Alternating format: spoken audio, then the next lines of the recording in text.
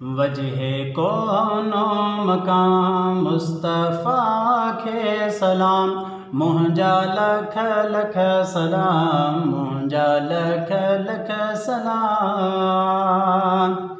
वजह कौनो मकाम मुस्तफ़ा के सलाम, मुंजा लख लख सलाम, मुंजा लख लख सलाम। उनजे इकराम के फैज़ो इनाम के, हौज़े कौसर ते मिलंदड़ मिठे जाम के। उनजे रोज़न नमाज़न के अहकाम के, उनजे आंदड़ सचे दीने इस्लाम के। उनजे पैगाम के जुमला अहकाम के, उनजे असहाब के गर-ए खुदाम के। उनजे दिलकश हसी बेहतरीन नाम के, मुंजा लख लख सलाम, मुंजा लख लख सलाम। वजह कौनो मकाम मुस्तफ़ा के सलाम, मुंजा लख लख सलाम, मुंजा लख लख सलाम।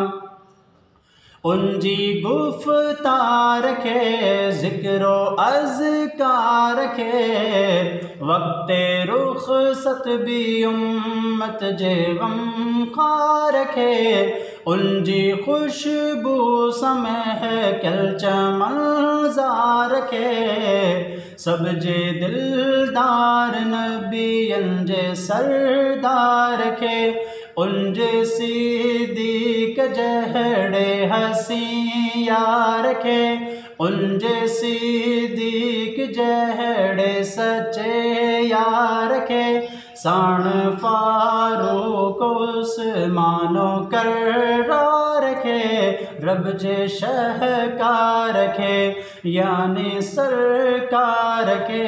मुंजा लख लख सलाम, मुंजा लख लख सलाम। वजह कौनो मकाम मुस्तफ़ा के सलाम, मुंजा लख लख सलाम, मुंजा लख लख सलाम।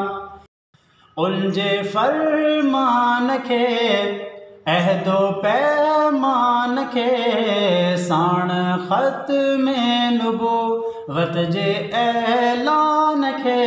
उनजे अनवार फैज़ानो इरफान के, सिद्क़े इख़लास अज़मत जे उन्वान के। रब जे प्यारे संदे प्यारे मुस्कान के, उनजे दर्जे सचे अदना दरबान के।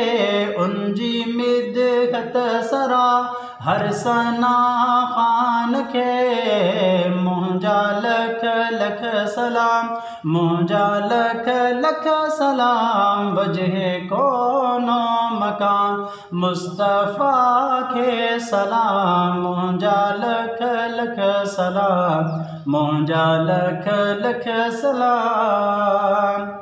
उनजे अखलाक के प्यारी आदात के, उनजे हर मौजज़े साण ग़ज़वात के।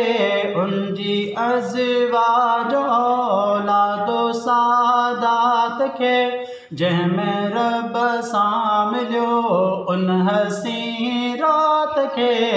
उनजे जज़्बात के आला ख़िदमात के, गुज़रिया तैबा में तिन सभिनी लम्हात के। लिखी उस्मान आफ़ताब उन्नात के, लिखी उस्मान आफ़ताब उन्नात के। मुंजा लख लख सलाम, मुंजा लख लख सलाम।